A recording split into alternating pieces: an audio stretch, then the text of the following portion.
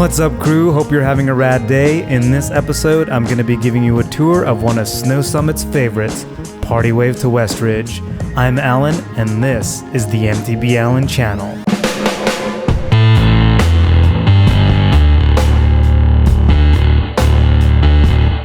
I'm Alan, this is the MTB Alan channel, fresh mountain biking content every Monday. Check to see if you're subscribed. If you're not, hit the subscribe button. You'll be supporting the channel. I'll show up in your feed, and I'll be bringing you cool episodes like this one where I take you down a trail and tell you what's going on in my head.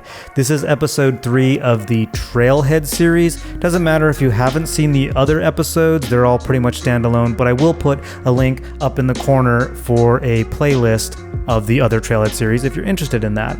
In the previous episode, I did Miracle Mile, which is another favorite up at Snow Summit, and after that I got a bunch of requests to do Partywave to Westridge, which I have no trouble doing because it is one of my all-time favorite trails. It's about 2.34 miles long, which is about 3.77 kilometers.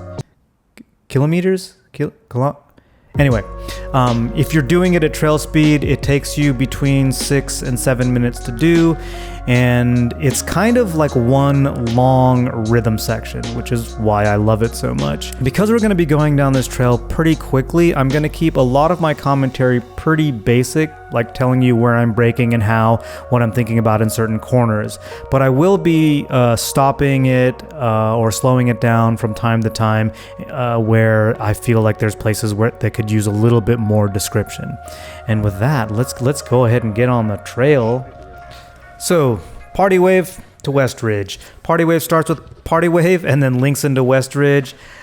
It starts off with this fun little squirrel catcher. You can roll it. I like to do a little bit of air on it. And then we're into our first dusty, chunky turns. This last little turn here on the inside, because that lump on the side will catch you. Checking to make sure my speed is correct. Go left. My speed is correct for 650B. Boom. And we're nice and smooth. I'm gonna pause it right here. This is our first rock garden of Partywave to Westridge. I like to sight a nice straight line, aiming for that log. I will weave a little bit, but I'm trying to stay as straight and smooth as possible and generally off the brakes. I'm gonna pause it here again. This is a lot steeper than it looks. You can go right and just kind of roll it. You can roll it on the left, but I like to come left and get air off the log. Super fun. But do know that that log can buck you. So coming into it again, nice and dusty. Throughout Partywave to Westridge, it's all about staying smooth. Little gap there. And I'm going to pause it right here on this wood berm. I've seen plenty of people sliding out on these wood berms. A lot of people feel like they're pretty slippery. Knock on wood, I haven't slid out on them yet. And I think that's largely because I never hit my brakes on the wood if I can help it. Moving forward a little bit, we've got a little dirt patch here. This is where I brake if I need to brake because A, I'm flattened out, and B, I know what the dirt is going to do. So once I'm back on the wood, no brakes. Pausing it again. This hip is a place that catches a lot of people off guard. They will find themselves wanting to line up with that left edge and end up going off to the side. So what you want to do, you can see like Jaime's actually all the way to the right, past that corner, past that peak, and then coming over the corner. I stay to the left of the corner. I'll probably eventually be where he's at, but I do still hit this thing straight on and then turn in the air. If you go left, you end up like out in midair, and if you're lucky, you'll just like to flat. A lot of people I see get nose heavy and really risk going over the bars. So starting again, straight over and turning. All these dirt berms on Partywave to Westridge, stay high on them because at the bottom, that's where all the slough is and all the rocks and stuff, and that's where it goes bad. If you stay high, you should be good. Little step down coming up here. Yay! Here it can be pretty sandy, so stay nice and smooth. Pausing it again here. This is the Rainbow Rock Garden, an up and over rock garden. If you can see my tire is just centered up on it, you go up the center, you'll be fine. I get up on my bike a little bit, and then as I come over the top, you can see I push the bike in front of me. I'm not like super far back on the bike, I'm just behind the handlebars, because coming down, it is pretty steppy. Before we go any further, one thing I keep forgetting to say in other episodes is don't take this as 100% accurate. This trail may be different by the time you get on it. Also, one other thing, please hit me with any criticisms you may have, constructive criticisms that you may have about my riding. If you have more skills than me, please let me know if you have any techniques that I should try. And yeah, and while you're here, hit the like button. So this is kind of soft here, so I'm a little bit careful through there. And through here, I'm thinking about speed because I want to come in with just the right amount of speed that I'm not sliding out in this turn and I have enough for these jumps. I scrubbed the first one and I find I have a headwind, so I don't have enough speed for this jump or the next one. I probably should have had a little bit more speed here. This last one throws you a little bit crooked, so do be aware of that. It can make it pretty fun if you want. Little roller. And then a fun tabletop.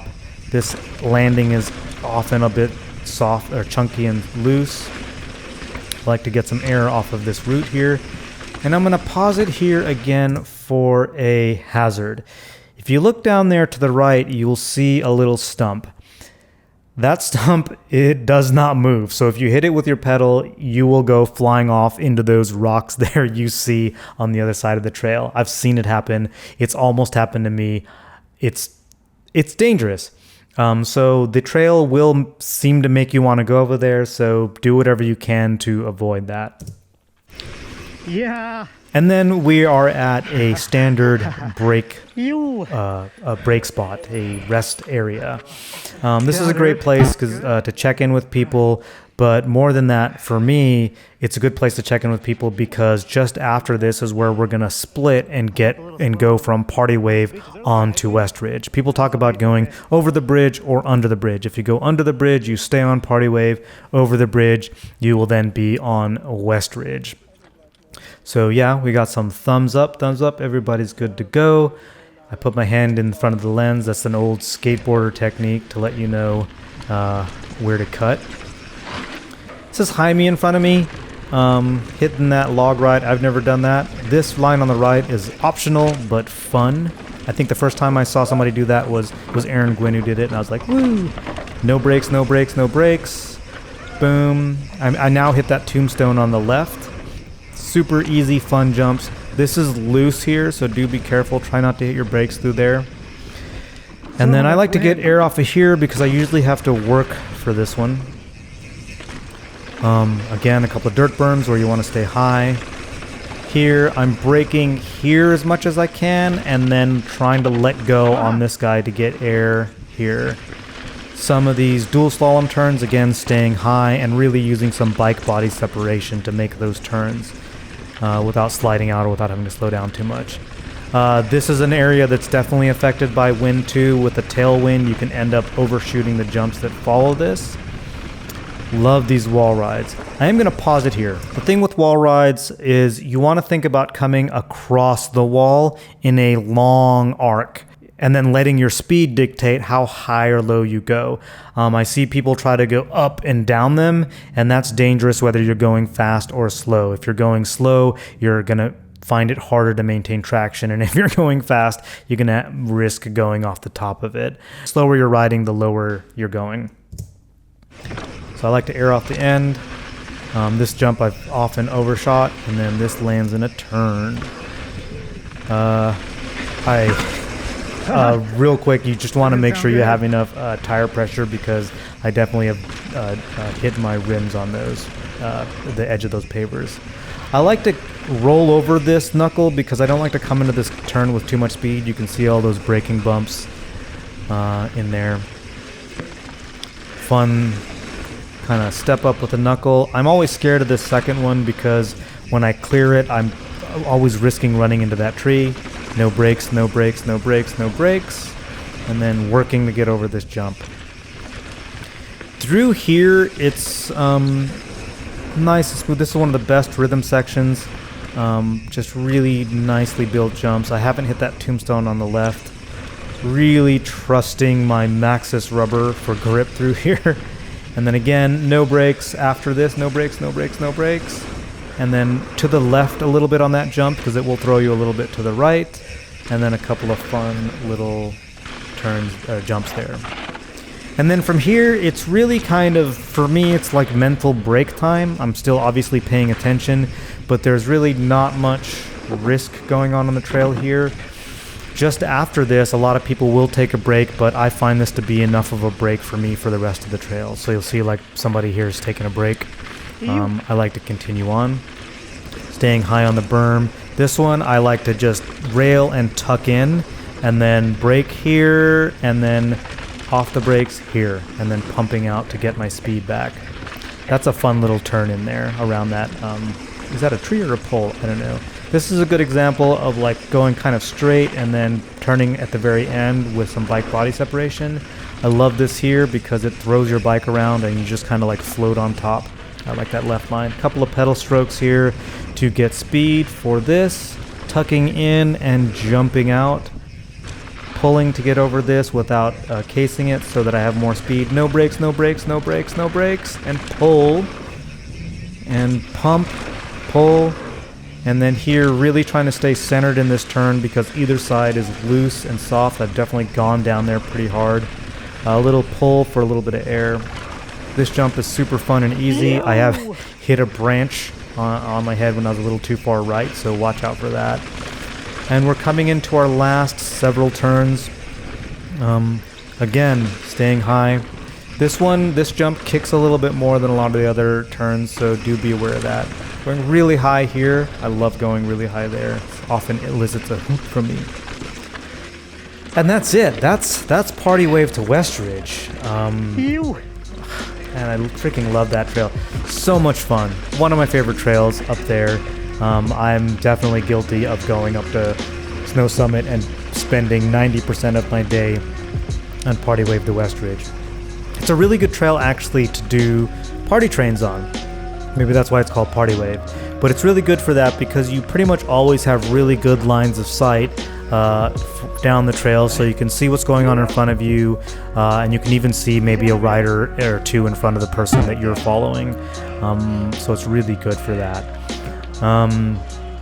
Yeah, I don't know what else to say other than that I freaking love that trail. Maybe I'll see you up there this year. Hopefully you dug this video. Hit the like button, check to see if you're subscribed, and like I said, if you have any constructive criticism, hit me in the comments. Yeah, check to see if you're subscribed. If you're not, hit that subscribe button. I'll show up in your feed and you'll be supporting the channel. And with that, see you next week.